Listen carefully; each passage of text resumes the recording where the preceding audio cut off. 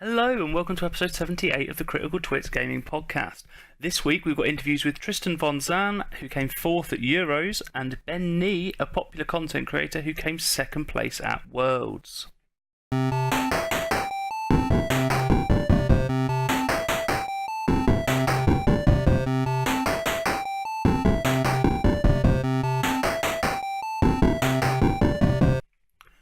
Hello, and once again I'm on my own this week, introducing a few interviews I've done with people from the Netrunner community. So sadly we're a few shorter than we'd like, but we have got a couple of really good interviews with some fantastic people.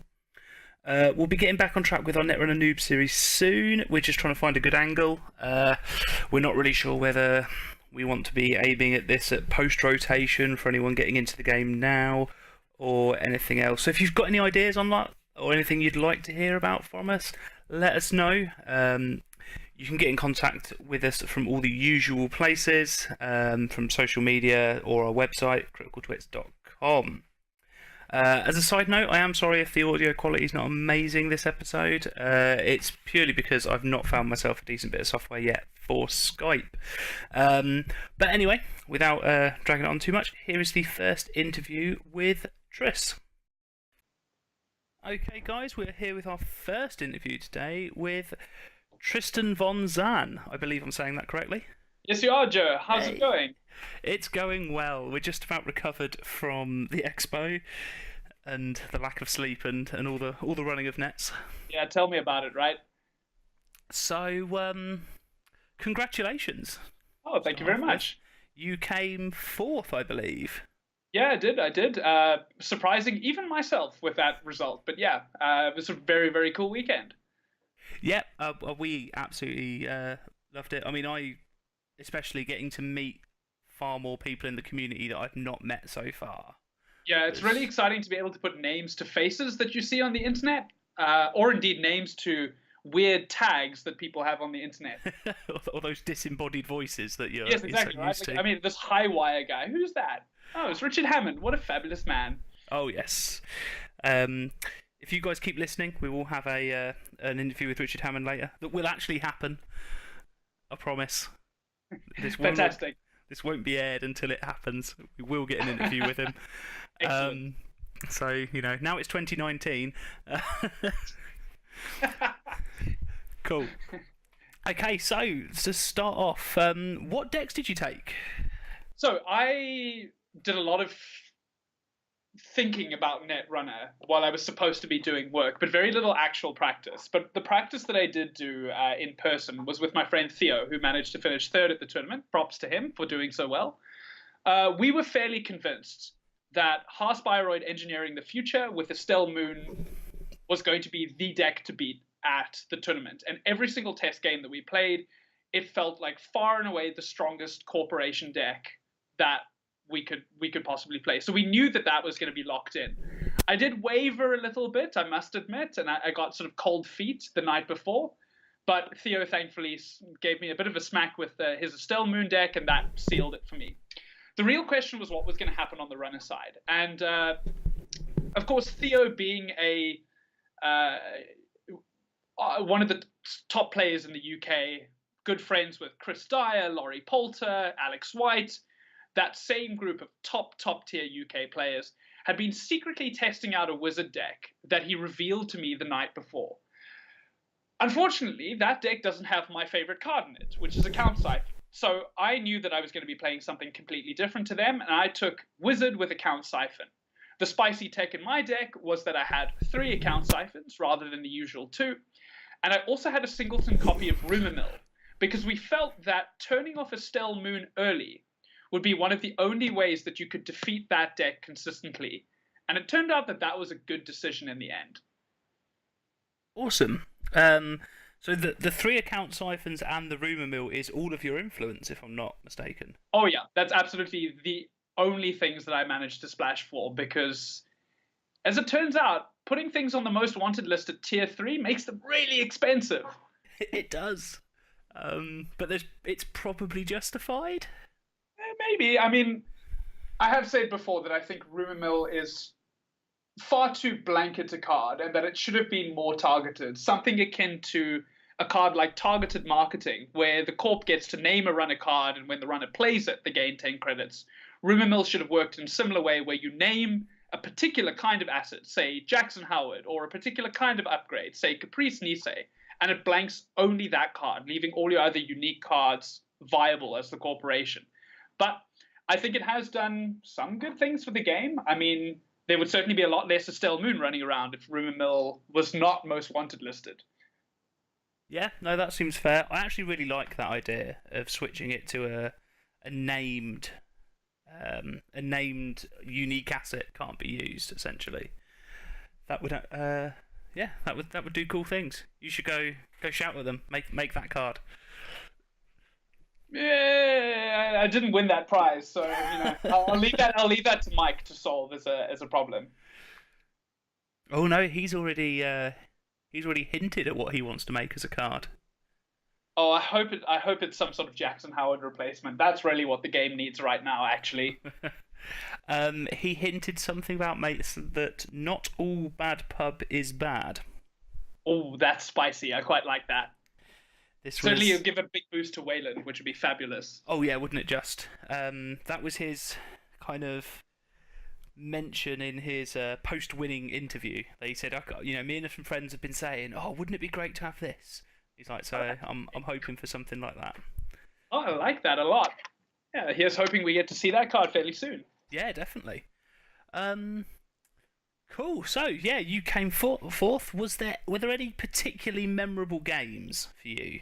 So I've actually written I tend to, at the conclusion of every tournament, write a long gushing post on the Slack forums where the UK Netrunner players hang out and talk about the game, and more often just talk about real life and memes. It's not a very good place for you to come and learn things about the game, but it's a great place to hang out with some cool people.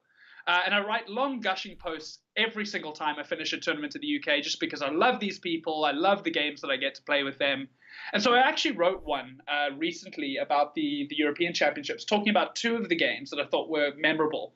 One, because it was an awesome summation of everything that I love about Netrunner, and the other because it was kind of the exact opposite, but just highlighted exactly what I was talking about with the first game. Okay. So do you want us to just link to that for you, and then people can go and have a read? You can happily do that. It's on Netrunner Dorks. What I will mention is that the game against Mediocre is a game against Dan Dargenio. Mediocre is his Jinteki.net handle. And Dan, for those who aren't in the know, was the 2014 and 2015 world champion. So an incredibly good player, arguably one of the best the game has ever seen. So he definitely thinks so. Oh yeah, no. If you ask him, he is fairly convinced on that point. But very, very good player. Yes. So that's who I'm speaking about in that one. The other game, I think I mentioned Dave Sayer by name. Dave is one of the UK's top 16 world competitors from last year. Very famous for playing a particular degenerate deck archetype called Diaper. If you are new to the game and don't know what it is, don't find out. It's really terrible. Please never play it. It's horrendous. It's like playing Solitaire, but worse. But that's who I'm talking about when I talk about Rotage, which is his online handle. Cool. Yeah, I mean, I caught the second half of your second game against Dan. Wandered over and saw you two play, and I thought, I'll sit and watch this. And I think I got about 5 minutes of almost silence as you two kind of just drew cards and poked things and gestured and kind of went, yeah, this, that, okay, cool. Like almost nothing being said. And then I think you started running, and almost instantly it switched to the opposite. If you both go on, do this, ooh, at each other. That was great. I think I was reaching over and dancing with the poker chips that he was using as tokens for his credit pool at some point, because I was trying to point out to him that he was incredibly poor and there was nothing that he could do. It was a really fabulous game. I had a lot of fun. As it turns out, he's really, really good at banter, so we had a good time. Yeah, watching you sit there going, yeah, go on then, Dan, shuffle back in the agenda. Go on. After you keyholed out a GFI, I believe. It was even better than that. So he had a Vitruvius counter, which allows him to pull a card back from archives. And I knew that I'd hit an agenda with a wanton destruction. So I got to toss 3 cards out of his headquarters into the archives. And so I knew that there were two agendas there, and he could only pick one of them. And I was goading him into trying to pick the one that he could score, which he sort of sat for a very long time, gave me this really, really, really disapproving look, and eventually went, "Yeah, you know what? Fuck it, I'll just take that one." Oh, sorry. I hope you can edit that out. No, it's fine, mate. Okay, fantastic. All right, fantastic. Yeah. So he's just, he was like, "Fine, I will." God, pulled it back into his hand, and I stole the other one. It was fabulous. Didn't you mad dash in for the GFI? I did yes. Indeed. So I didn't just get 2 points; I got 3. It was excellent. For those people that obviously missed this, it was really entertaining to see. Obviously, someone I know and have met at a tournament before and sort of had the odd chat with. Obviously, being Tristan, and seeing him against Dan and kind of thinking, oh god, he looks really nervous. To then just see him kind of going, go on, Dan, go on, go on. It was wonderful. It was one of my favourite moments of the weekend. Certainly one of mine. In the long gushing post, I said I made a point of saying that what draws me to the game, and I think what ought to draw just about anyone to this game, is that you create a lot of great moments that can be shared with friends. And this, to me, was a great example of that, where rather than being a high-stakes, really intense thing where both of us were hyper-focused, it just became like a game played on a kitchen counter. And I thought that was really, really fantastic, because even though the stakes were really high and I wanted to beat him so badly, Joe, I cannot describe to you how badly I wanted to beat him.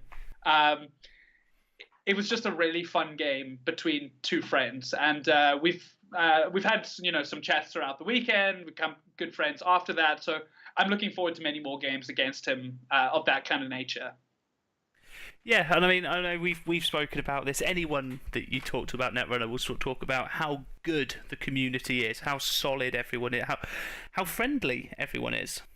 It's because it's universally true. And one of the really nice things about the European Championships in particular is that you got to meet not just members of communities that come down occasionally, so people from, say, for instance, Scotland or Ireland that we see sometimes but not always, but also people from further afield, out from Germany. We met some lovely, lovely netrunners from Spain. Shout out to you guys if you ever get around to listening. We had players from Romania. We actually had a second South African at the tournament, which was something I was completely horrified to discover because I'd be going around smugly telling everyone, oh, I'm the only South African at this tournament. And then someone came and introduced himself to me and said, I recognize your accent. And, my dreams of being the only South African at the tournament just sort of shattered like that. But it was great. It meant that, made a new contact, told him he needs to come down to Cape Town because he lives up in Johannesburg, play some Netrunner down at the store where I learned to play, and hopefully he will. Hopefully he'll manage to make it back, and the South African community can continue to go from strength to strength. Yeah, definitely. It's just because we had, I think it was 22 different nationalities playing. That's, I think, the count that we've got at the moment. Yeah. It was a remarkable tournament, and I'm really glad that FFG decided to do this and that they've decided to continue it. I think it's great for European Netrunner as a whole to get us all together like this. And certainly one of the bigger tournaments. We had 227 players there or something by last count. So it was a really, really good event all around, I think. Couldn't agree more. For those of you that have missed it, we've done another podcast talk where I've interviewed Michael Coop, who ran the tournament for FFG. There'll be a link popping up now if you guys want to go and have a little listen to that as well afterwards, hopefully, because this is going to continue being good. Cool. So next thing, you mentioned where you learnt to play and everything in South Africa. Yeah. And as we're talking about the community, this seems like a really good time to mention the work you've been doing to help the community over there. Yeah, so not so much work I've been doing. The legwork was really done by members of the European Netrunner community. So a couple of days before the tournament, I think I first announced it at the Bring a Brit to Worlds finals to say this was something that I was interested in. But bringing prizes and organized play kits into South Africa has become increasingly expensive, what with the diminished attendance for tournaments back home and also the exchange rate. turning against us. So it means that getting prize support for Netrunner has become particularly difficult. And that obviously has a really chilling effect on the community. It means that you don't have a lot of stuff to run events with. You're reliant on old prizes. It becomes difficult to keep a community alive. So one of the things that I really wanted to do was to try and get together a whole bunch of promos, just to bring them back and sort of host a big tournament, a large tournament with. My idea was to try and make it a pseudo-national tournament, so we get together the entire South African community, try and maybe pull some of the players up in Johannesburg that haven't had a chance to come and play in a while. And so I put out an appeal on all of the main Facebook groups saying, hey, this is a thing that I'm doing. I'd really like to get some promos. If you've got anything spare in your closet, we'll take anything. I'll take old ice walls that you've got that everyone's got 500,000 of. I'll take old chaos theories that it seems like literally every man and his dog has. And I came to the tournament sort of hoping to pick up a couple of promos from people, and I'd had a couple of things pledged.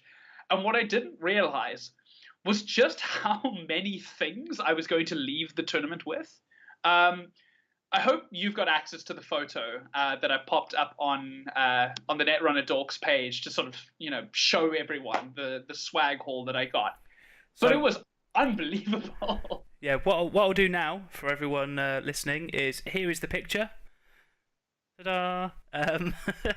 It's just ridiculous. I mean, I wrote when I shared this picture with people that it's just completely overwhelming, and that's absolutely 100% true. I mean, it's just an unbelievable amount of stuff that I've got.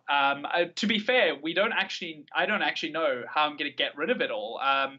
We've got enough here that not only can I run a full South African Nationals that will give prizes to just about everyone who participates. They'll be able to walk away with billions of promotional cards and whatnot. But also we'll be able to keep a couple of these prizes aside to try and run a new persons tournament in Oxford.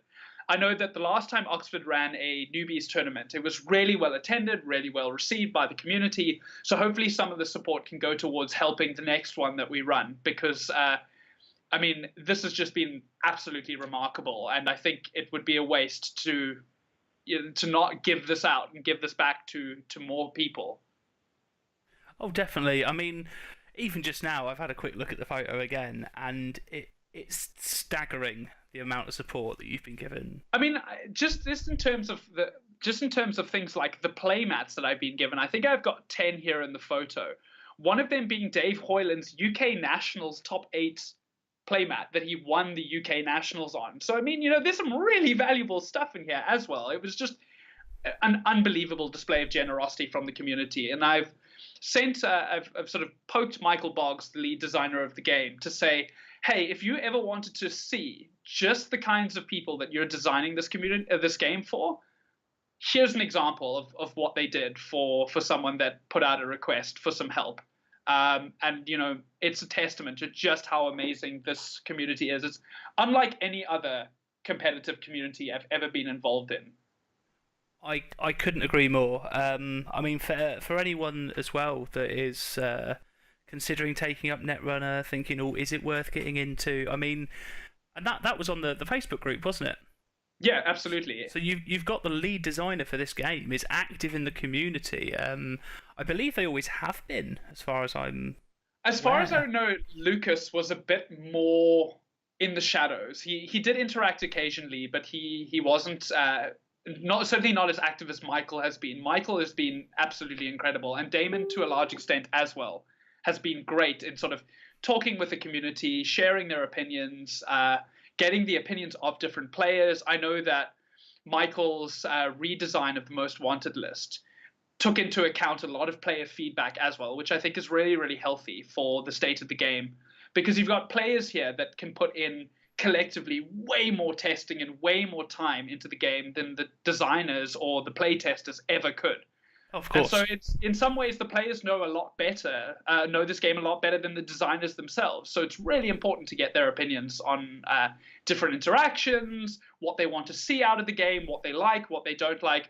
And it's really cool to see a designer take that on board and try and incorporate those aspects that the community really likes to make the game even better.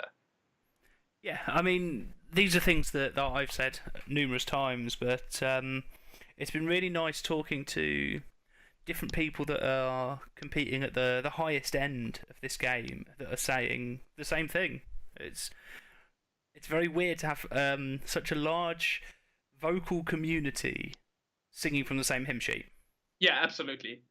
And not just the competitive side as well. I mean, even on the casual side, you've got a lot of people that I'm seeing cropping up now that are starting their own little pieces of community work. I mean, I saw a channel that's being created for South Korea that, is starting to show videos of their Netrunner.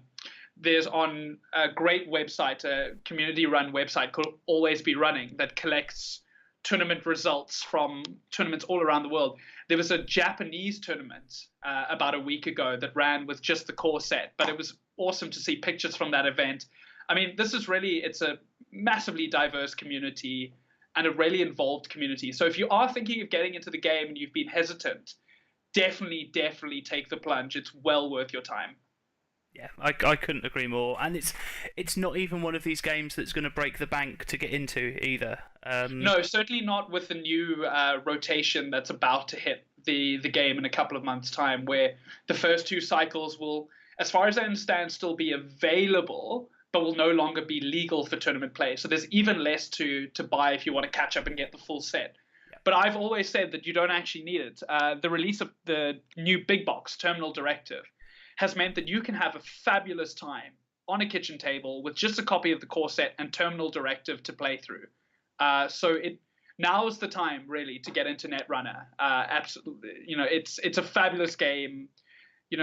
I've heard some people talking about it going through the awkward teenage years of the LCG model. Not sure if I agree with that. It seems like the game's in quite a strong position at the moment. The meta is fairly diverse, even if one or two decks are overwhelmingly powerful compared to others. There's a lot that you can play that's tournament viable and that you can do well with. And that a bunch of people at the top end of the meta declared a deck to be particularly good doesn't mean that it's the best. I mean, certainly if you looked at the comparison between what was played at the Europeans and what was played at the North American Championships, which was, or the US Nationals, which was happening at the same time, it was chalk and cheese. So, statements of the game's death seem a bit premature. Oh, definitely. I mean, one of the things I was going to talk to you about is the meta in general, because, I mean, it's in a state at the moment where the diversity is apparent. You can play any faction and still do okay. We're not talking back in Worlds where you played Wizard CTM. That was it almost. Yeah, I mean, so we've had this discussion a little bit, but I think for people that are listening, it's worth maybe repeating what we said in that discussion. Yeah, definitely. So, obviously, from a competitive standpoint, and that's going to be the perspective that I come from now that I'm sort of quite head over heels into the competitive side of the game. The game that I'm looking for is probably one that values balance over diversity, where I think it's important to have both the runner and the corporation deck have powerful win conditions that they can both realistically achieve in a match. And what it's then going to come down to is play differences between you and your opponent that decides the outcome, rather than some sort of rock, paper, scissors thing where you go into a matchup and are completely out of your depth because you have no ability to contest. We saw that most clearly in the European final, where Laurie had brought a wizard deck that had absolutely no ability to defend itself from meat damage, which meant that coming up against Mike's Sync Boom deck, which attempts to try and land 7 meat damage on the runner and flatline them immediately, meant that Laurie virtually could not win that matchup even before the game had begun. And I think that's, from on the one hand, that's in the nature of card games, that's in the nature of a game where you want to try and have diversity. But from my perspective, I think balance is more important. And what we saw in the Worlds meta was an incredibly balanced game between Wizard on the runner side and CTM on the corp side, which meant that both decks really took away the aspect of chance and the aspect of rock, paper, scissors, and allowed for the best players to come through and to succeed at the tournament. One of the major reasons I think why Chris Dyer wins that tournament is because he is one of, if not the best player in the world.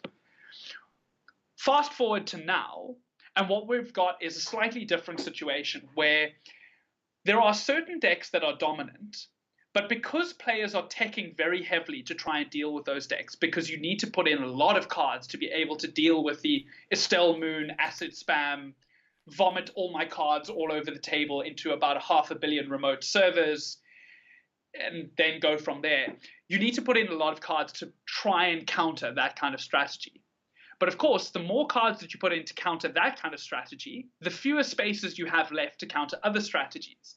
And that means all of a sudden, it becomes much more difficult to win other kinds of matchups. And I had this sort of demonstrated to me most clearly in my first round game against a guy from Switzerland, a fabulous player called Yannick, who was playing a HB Glacier deck relying on defensive upgrades like Crisium Grid, Caprice Nisei, and Ash, and Big Ice to try and keep me out. And as Siphon Wizard, you never want to see Big Ice. That's the absolute bane of your existence, because you're using Account Siphon to fuel your economy, and it's incredibly easy for any form of Glacier deck to bounce back really, really quickly. So that game was incredibly difficult because I had virtually no answers to a lot of the defensive upgrades that he had in his deck outside of my single copy of Rumor Mill and just clicking for a lot of money to be able to pay through his expensive ice. And I managed to luck sack a victory out of that by running on a server that he thought I couldn't get into. But through a bunch of shenanigans, I managed to get my way into that server, steal 3 points, and put myself in a position where I could make a final run on headquarters, steal the final agenda to win. But that illustrated to me just where the metagame is at the moment. That by going so all in on trying to beat the top decks at the tournament, it makes it very, very easy that you lose to people that have made a slightly offbeat or a slightly different choice.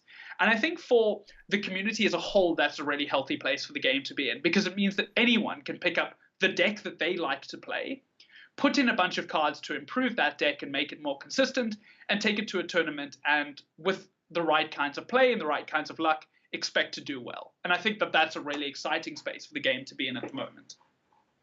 Yeah, definitely. I mean, I love the idea that I can, like I did feel a little bit I need to play Wizard going into Worlds, expecting Moon Spam to be such a big thing. But I was really, really impressed at seeing, I don't think I played a single one. I didn't make day 2 because I made a silly mistake, which I believe we will have already covered by this point. If not, you guys will find out at some point. But yeah, I managed to play 5 games and didn't see a single Moon Spam. I saw 2 Polana Foods, which I didn't expect. The Panic Polana is always a good option. If you're worried about what to take to a tournament, the top players are always saying, just take Polana, it's fine. That deck has no real bad matchups. Yeah. So there you go. If you're looking at starting, learn how to play Polana, you'll be fine. Yeah, pro tip. But yeah, I mean, I think the meta's in a good place. I think especially by the end of this cycle, things are going to be quite interesting. Oh yeah. I can't wait to see Wayland throwing meteors at people. Yes, I am very, very excited for both Meteor Mining and for their new 2-0 agenda, Standoff, which just seems like the most ridiculous agenda. I love it. I don't know if you guys are keen on spoilers on this show, but I love them because it's Netrunner and it's going to be a thing, and it doesn't ruin my excitement to find out. So if you don't want to listen, click forward a little bit. We'll give a quick spoiler warning, but very, very quickly. The agenda basically allows the corporation player to force the runner to start discarding cards from their hand, and discards then alternate between runner and corp. So the runner has to discard a card, the corp has to discard a card, and if the runner gives up discarding cards or trashing cards before the corporation does, the corporation gains an amount of money. And I just think that that's a really cool idea. Sounds amazing. I just love the idea of the one player just looking into the other player's eyes and just slowly moving a card from the table into their bin and going, your move. I think that's really, really cool, and I'm really excited to see what people are going to do with that. That sounds amazing. Yeah, it's nice to see Wayland making a little bit of a resurgence. I mean, Ben Nee, world's top 2 finisher last year, jokes often about how Wayland is a mini faction, and it has really felt like that's been true for a long time. I mean, not to say that I've been playing the game for, particularly long. I'm hardly a granddad of the game. I think I started round about April last year, so I've been playing for about a year and a bit. But even during my time in the game, Wayland has sort of never really been on the tournament radar in terms of what top players are bringing. No. And so it was really exciting to see in the US Nationals. I think it was 4 Wayland decks made the top 16 cut. Yep. And if it's any indication that Wayland is in a healthier place than it was, than it's ever been in the meta, certainly since I started the game, it's the fact that both Scorpius and Blue Sun look to be really powerful decks that you can take at the moment. And especially in a meta where people are expecting a lot of asset-based decks and a lot of asset spam, taking something more chunky like Blue Sun might be a really, really good call. And that's, I think, very exciting for anyone who's enjoyed playing Wayland but has felt it's been a little bit under the curve. Yeah, definitely. I mean, I said in the previous interview talking to Coop, like, I've been playing a few months short of you. I've been playing for nearly a year competitively, and it's been yellow dominated. NBN has been the go-to. So it's nice to see that dropping off a little bit as well. Yeah, I think it's nice to see the change. Yellow's been dominant for a fairly long time. The weird thing is that NBN had been yet to crack a Worlds until last year, because for some reason, despite the fact that yellow decks were universally seen as being the most powerful, given that they had one of the best win conditions available to them, no one had yet decided to bring one to Worlds and gone the distance until last year, where CTM was just the overwhelmingly dominant corporation. And of course, you've still got, I think, some very, very good archetypes in NBN. I saw a lot of Soul decks running around, and that was exciting to see. I think that identity has got a lot of love in a meta where currents are all over the place. You've got Ben's Sync, which remains one of the most disgusting but beautiful, beautiful examples of how to design an efficient, really, really, really well-tech deck. Everything in that deck is perfectly considered. I mean, that deck is an absolute monster to play against. And of course, you had Kenny Deacons coming across from America and showing the world that CTM still isn't dead. It's still something that you can play. And I think it's a lot more balanced now with Sensi Actors Union being taken onto the most wanted, or put onto the most wanted list. The decks become a lot less quick, but that also makes it a lot fairer as a matchup, which I think is really exciting. That's really what CTM ought to have been from the start. Yes, yeah, I completely agree. And yeah, it is. I love where we are right now. So I'm going to go on to a couple of other little questions now. Do you have a favourite Netrunner card? So, not necessarily something that's amazingly good, but something you just like? So, I mean, I like a bunch of the different Anarch cards. Anarch is my favorite runner of the runner factions. I've loved playing Siphon Anarch ever since I got introduced to it. It's fast, it's aggressive. But in terms of my favorite card, it's definitely Mongoose, the Criminal Sentry Breaker. Largely because I love the art on the card, and because I'm all about tiny mammals. I think tiny mammals are really cool, and if anyone's ever seen me play, they'll know that my playmat has got a tiny sleeping mongoose on it, specifically because I love that card so much. It's not the best card. It's not the best sentry breaker in the world. I mean, the fact that you can only use it to break one sentry on a particular server is really irritating, and I forget that provision all the time. But I just think it's a really beautiful card, and it's one of the, I think, more interesting designs for a criminal sentry breaker. And so that without a shadow of a doubt is my favorite card, and I'm desperately hoping that FFG decides that they're going to release more tiny mammal cards, because I would love to have a fox barrier breaker and a rabbit code gate breaker. I think that would be really cool and flavorful. If I ever win Worlds, that's what I'm going to do. Make the woodland suite of icebreakers. Make the woodland suite of icebreakers. It's going to be magnificent. Awesome. And do you have a favourite ID? So this one's easy. I have loved Engineering the Future ever since I started playing the game. I love the HB faction because everything about them screams cyberpunk in this game. Like, they're a corporation that's got a lot of really sinister stuff going on. They're, rewiring people's brains. They're like scanning people's thoughts, and they're building a biotic labor force, and that's created huge economic shocks. And as someone that's studying economics, that's something that interests me, to see how the labor displacement in the Android Netrunner universe has affected the way in which people interact with bioroids. And so Engineering the Future is not only the strongest of the HB identities, it's also, I think, one of the most interesting to play because there's so much that you can do with it. I got my start in Netrunner playing a very heavily Glacier HB deck that I built, largely on the idea that, wait a minute, if you put lots of really strong ice, then the runner can't get into your servers. And so that was my kind of roll safe moment. And I built some terrible janky deck with Wotan, which costs 14 to raise, 10 strength. Janus, 15 to raise, 8 strength. And used priority requisition to raise them for free because my economy just could not handle all this really expensive ice that I was putting in. But that deck served me really, really well back home. And ever since coming here, I've been aching for a chance to get back to it. And when the new most wanted list hit recently, the HB Glacier archetype was the one I took to Aldershot to manage to take down the tournament there. And then, of course, you've got the asset spam side of things, which has come more recently with the addition of Estelle Moon. I know that Spooky HB has been around for a while, but HB has never really been the asset spam faction until now. So it's been really interesting to see the archetype change and to see what you can do with the identity going sideways rather than going vertical.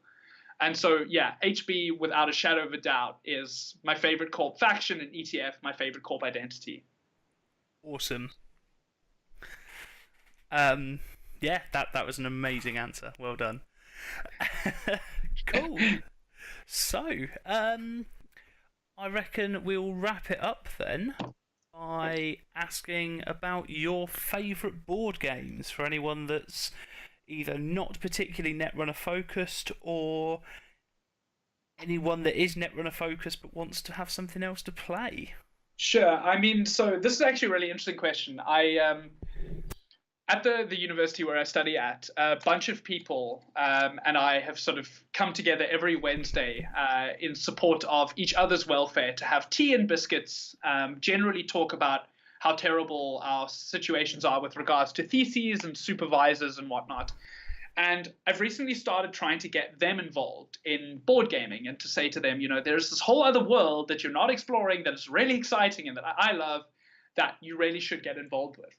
And obviously that's necessitated playing a bunch of, sort of more large group focused games. And that's meant that we've started with group favorites, things like Spyfall, The Resistance Avalon, Mafia de Cuba.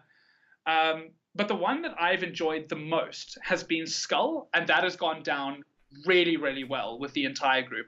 I think everyone likes the idea of being able to play poker without needing to be a mathematician in order to do well at it.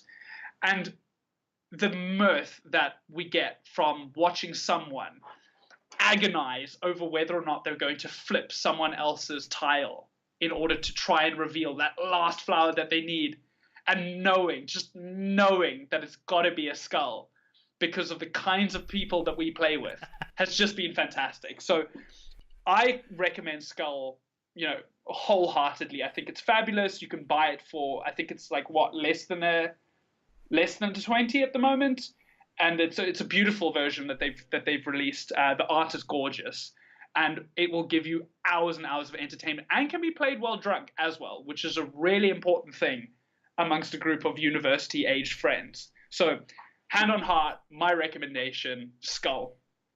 Excellent. I agree with what you've said there. I mean, we've got a couple of copies of it because, again, playing it in massive groups is awesome.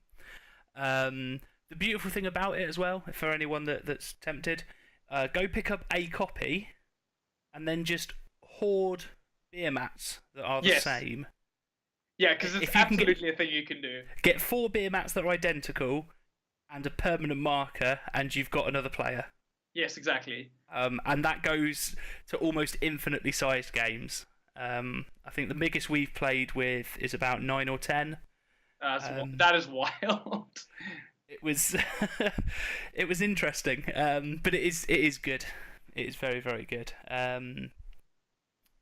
It sounds like you're into fairly similar things to us because we're big fans of the Resistance.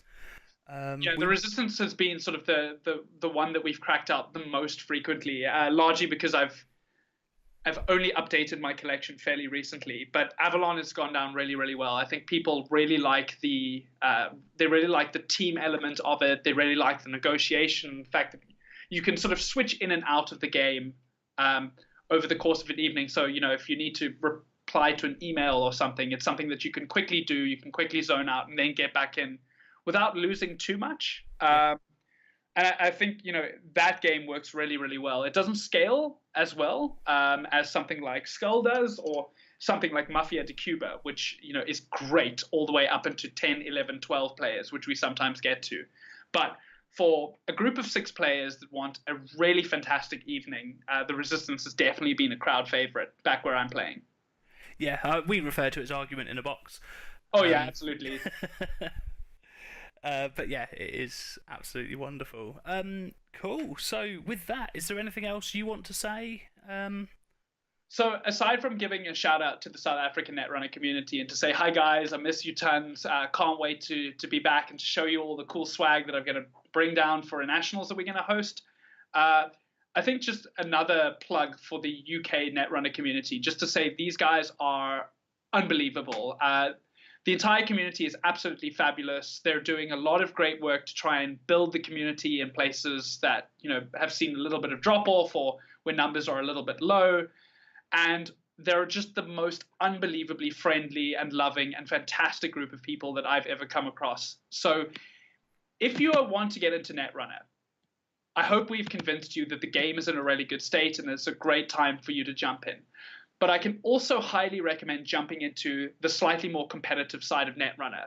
I know you guys ran an entire series talking about your build-up to getting to competitive level at store championships and sort of the nerves that went into that, and all the concerns that people have about wanting to go to a tournament but being worried that they might make a mistake and people will shout at them.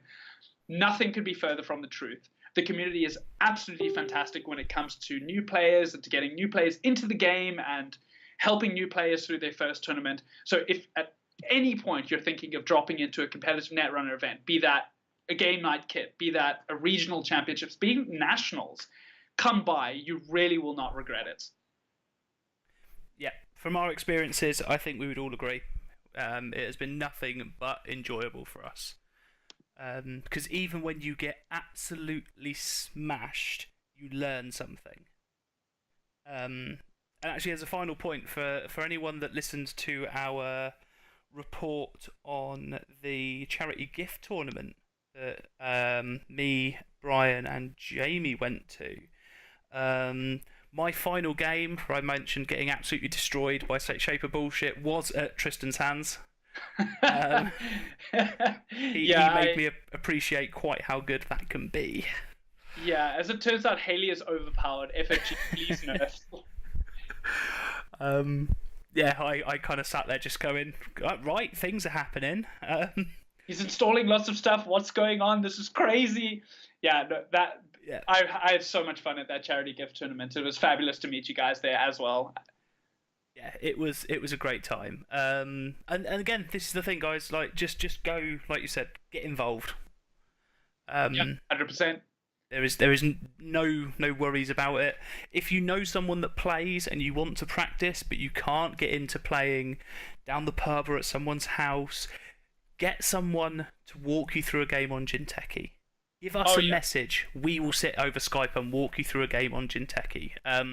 It's not difficult. it just takes it can feel a bit clunky the first couple of times. Yeah, I've always said that the jargon is a little bit of a barrier to entry, but once you get past that and start thinking about things in terms of normal board game mechanics, don't think of them as credits. Think of them as resources that you're going to use. Don't think of your grip of cards as a grip. Think of it as your hand, and it starts to become a lot easier to get into the game and to understand what's going on. Yeah, definitely. I mean, it takes normal things and puts a cyberpunk twist on them by using a different word. Yeah, and that's all it is. Yeah, definitely. So once you get your head around the fact that they're calling your deck R&D, for example, if you're a corp, it's fine. You will get around that and over it quite quickly. Cool. So thank you very much for joining us, Tristan. Oh, thanks so much for having me. It's always appreciate coming on to podcasts and talking to you guys. It's exciting to see the work that you guys do for the community as well. So, I'm happy to be a part of it. Well, thank you very much. We will have to get you back on once some of the stuff has been run in South Africa and you can let us know how it's gone. Yeah, absolutely. I'm more than happy to come and join you to talk about how it's gone. Fantastic. Okay. Well, until next time then, thank you very much. Cool. Thanks, guys. Cheers. So, as you heard, guys, obviously Tristan does a lot of work for the community when he can. We'll try and get him on again in future as well, because he's always good to hear from, and might even be able to get a couple of games recorded and put up as videos for you guys as well, so you can see him, battering all us at Netrunner. Cool. So, our second and final interview for today is with Ben Nee, who runs a successful YouTube channel and came second at Worlds. Right there, guys, I am here now with an interview. No, that was shit. You're doing fine! No, that's not the words I wanted to use. It's not the words I wanted to use. Now I know how Brian feels. Oh, right. Hi there, guys. I'm here with the second interview now with Ben Nee, who came second at Worlds last year. Last year or this year? Yep, that's last year. Last year, right, cool. And he took part in Euros when I and Brian, who got really excited, got the chance to meet him. So, hi, Ben. Yeah, hello. It's great to have you here. Ben does a lot of stuff on. It's mostly YouTube, isn't it? You do your stuff on there? Yeah, that's where I publish all my videos. Cool. So, if you're on YouTube at the moment, check out the screen. We'll have put a little link up for you over to Ben's channel. So go look, enjoy, watch, absorb all the information and stuff he can give you. I'm led to believe it's mostly just memes nowadays, from what people at Euros are telling me. That is, I won't deny that, but if you want to confirm it, you can go check it out yourself. Yes. So there we go. If you guys do go check it out and you enjoy it, let us know what percentage of memes you think is good. Has he gone too far? So yeah, you took part in Euros along with myself and 230 other people. Yeah, big one. That was a big tournament. It was fantastic. So what did you take? What decks did you think would lead you to victory? Yeah, so first off, it was a great pleasure meeting all of you. I mean, yourself especially. I mean, I've heard of your podcasts from the grapevine, but I've never really tuned into it, at least not until now. So yeah, coming into Euros, I did want to try hard, that term where, you are trying to play competitively and you're trying to win. So I brought some slightly nasty decks. My runner was a wizard deck that spends most of its influence on the Count Siphon. For those of you who have picked up Netrunner, you might know it's a nasty card that drains the corp of their money and disables them because they have no money to do things. And it focuses on playing Siphons over and over again. It's a nasty deck, but my opponents were nastier. They did really not. Yeah, they threw some really surprise strategies at my way, which I wasn't really prepared for. And yeah, as a result, I didn't do very well. My corp deck was a Soul deck, New Angeles Soul, that runs Boom, which is a card that deals 7 meat damage. Seems pretty good. So yeah, all in all, I finished I think 25th. It's a pretty decent performance. I was hoping to make it to the top cut though, so it's a bit of a bummer. Yeah, I mean, no, you can't say 25th is bad. I suppose it is a slight fall from grace of coming second at Worlds, but Yeah, I guess that's one of the problems with doing so well, huh? You just have this invincible expectation set up for yourself, and everything, all your other achievements, following that just pale in comparison. Worlds was phenomenal, and yeah, it's pretty hard to match that. well, I suppose the only thing for you to do now is to win. So at least you've still got something to aim for. I guess. Very optimistic outlook there. Yeah, well, why not?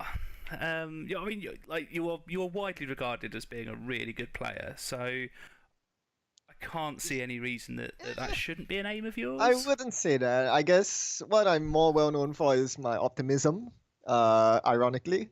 So, it's even though it was a pretty, not the best tournament for me, I still had a load of fun at the expo. I mean, at Euros. Just meeting up with all the people from around the world. I mean, being the inaugural Euros championship, that was an experience I wasn't really sure of what to expect coming in, but it was really fantastic seeing everyone and meeting a lot of my YouTube subscribers that I haven't got to meet in person just yet. Awesome. Well, everyone I've spoken to has said how wonderful it was. And as you will have heard us say before, and other interviews and other channels, the community is wonderful. Yes, indeed. Yeah, that is in my opinion, one of the biggest selling points of the game. Far and beyond the game itself with the cards and the mechanics and everything. So just a bit of background into how I got into Netrunner, especially for some of the newer players who are listening to this podcast. So I got into Netrunner about, I think it's almost 4 years ago, 2013, I think, late 2013. I was introduced to this game by Tagore, who used to be in London. He basically was in the same university as me, and I met him at our university's tabletop club. So yeah, it wasn't, I didn't get into the community just then. It was just something at the university level. We, sparred against each other. That was good.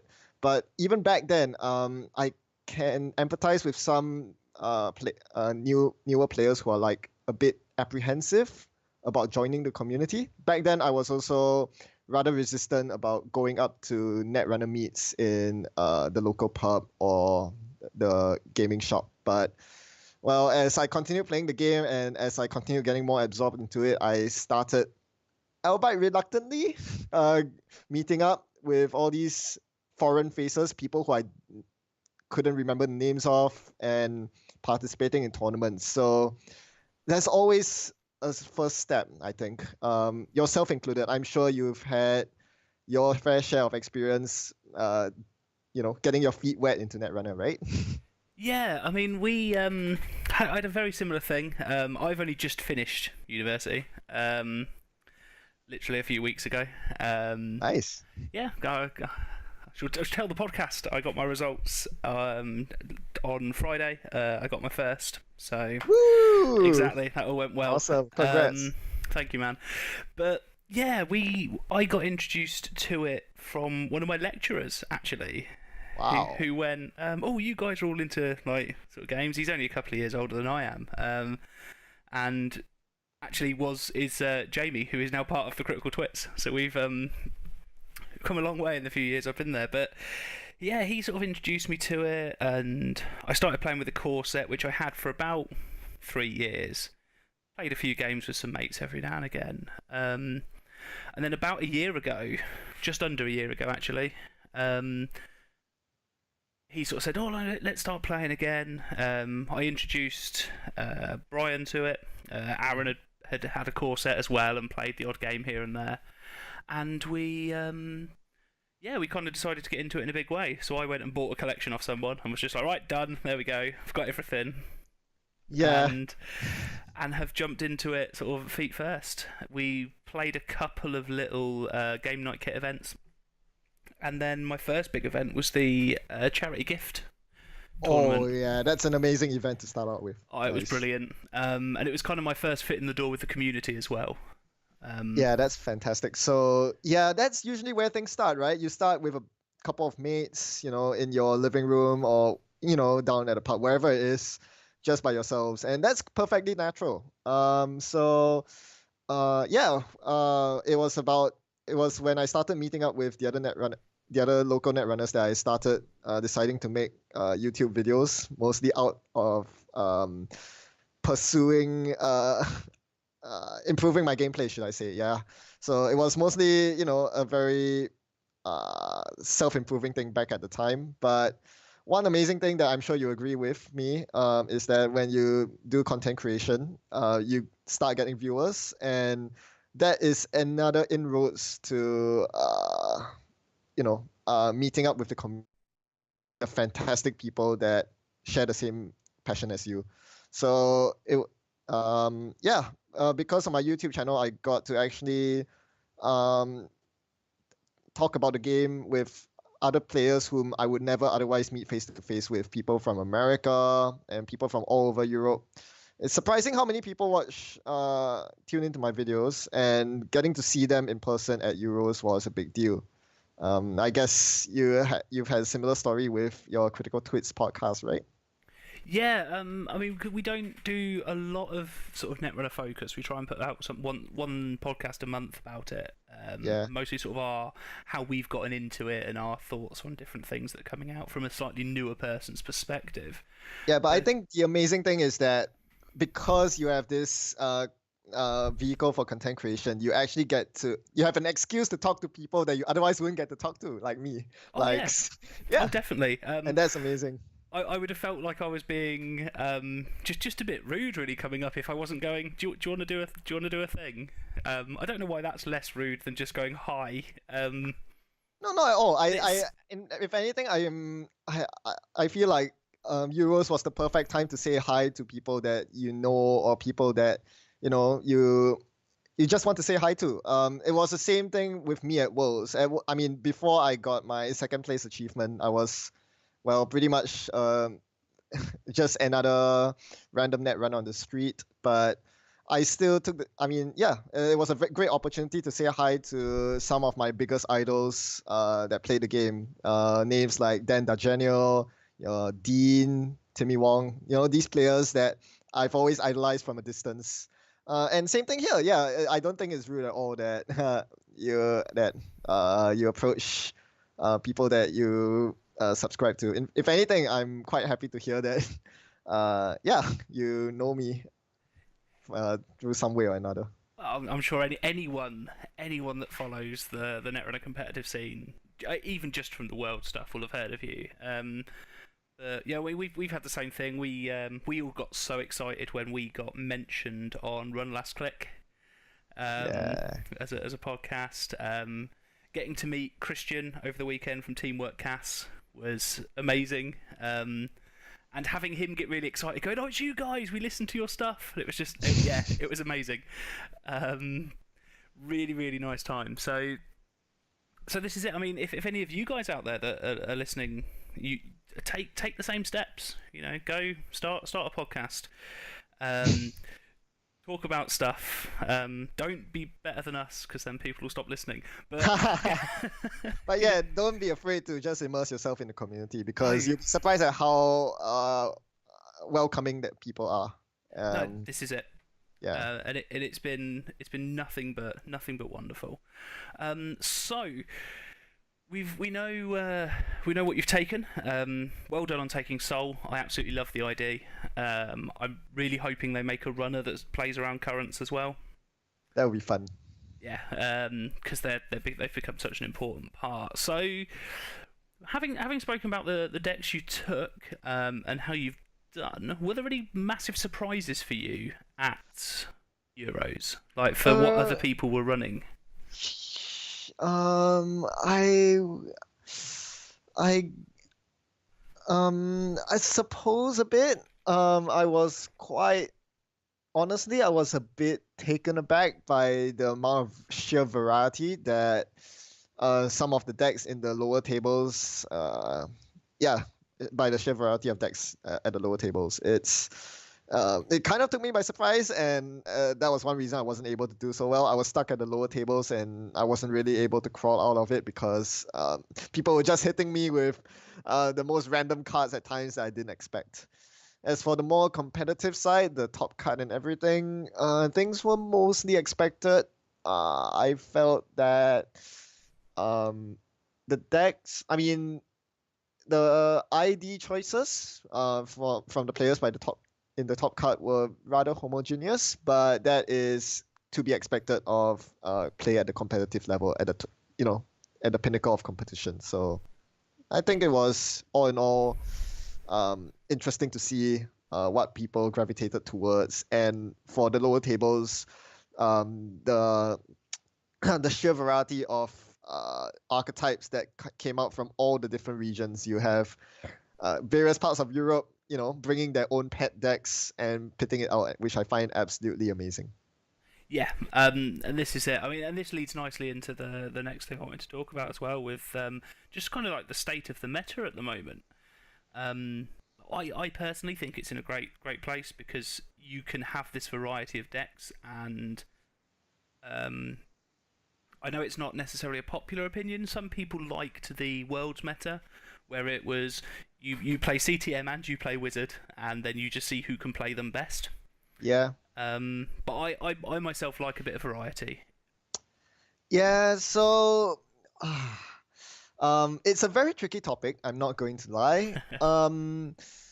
But I think the game is in a really great place right now, with I guess a couple of exceptions. There are some solitaire decks that are still running around, and any deck that aims to play a solitaire game, that's kind of not Netrunner. You like interactive decks that force your opponent to interact and have a good dynamic going between the two players. But that aside, there's a lot of strategies and archetypes available.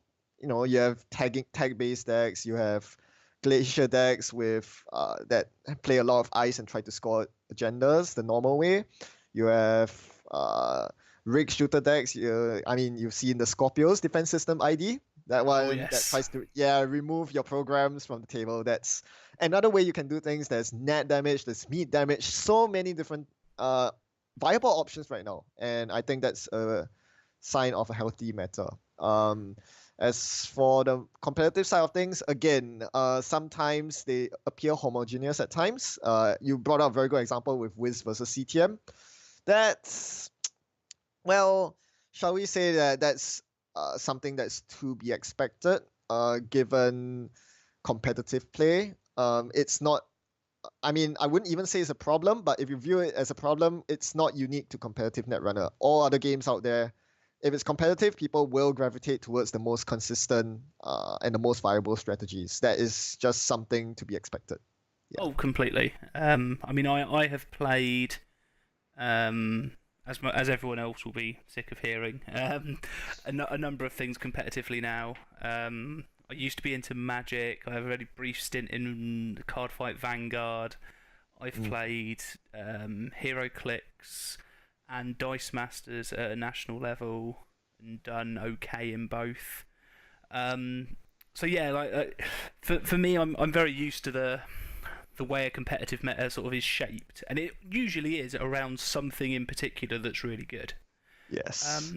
And then you have its counters, and maybe a couple of other things, and then you have the people that just go, I like this, so I'm playing this. I don't really care what anyone else is doing. Yep, and sometimes they do well. Sometimes they exceed expectations and appear in the top cut. This is it. So no, it's good. No one seems to hate where the game is right now, which is nice. And obviously there will be changes coming with rotation, and I'm excited to see what happens. Yeah, it'll be very interesting to see what happens. I think that will, for players who are a bit tired of the game that might decide whether they stay on or leave. And if they do a very good job with rotation, I think there's a very good chance that we can get a lot of fresh players into the game. Oh, definitely, definitely. So, taking a step back from the serious side of metas and tournaments and everything else, for any listeners that are curious, do you have a favourite card in Netrunner?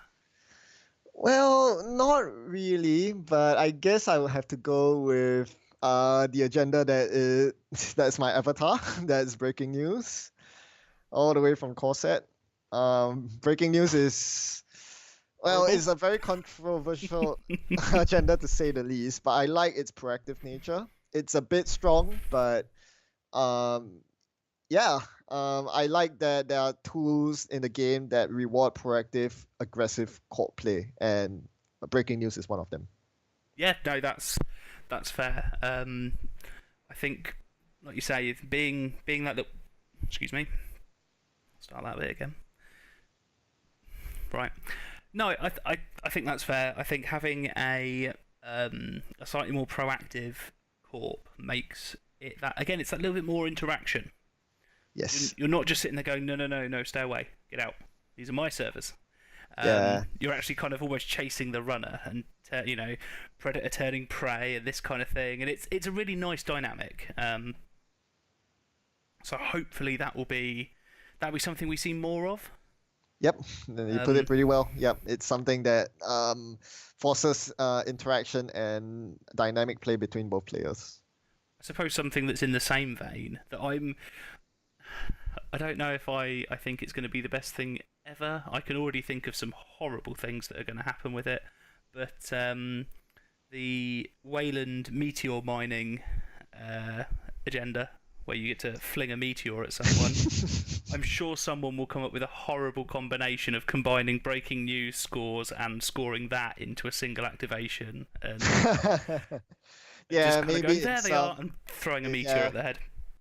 Yeah, some imaginary format where you can play both Wayland and NBN agendas in the same deck. Yeah, that would be actually, that's a very good point.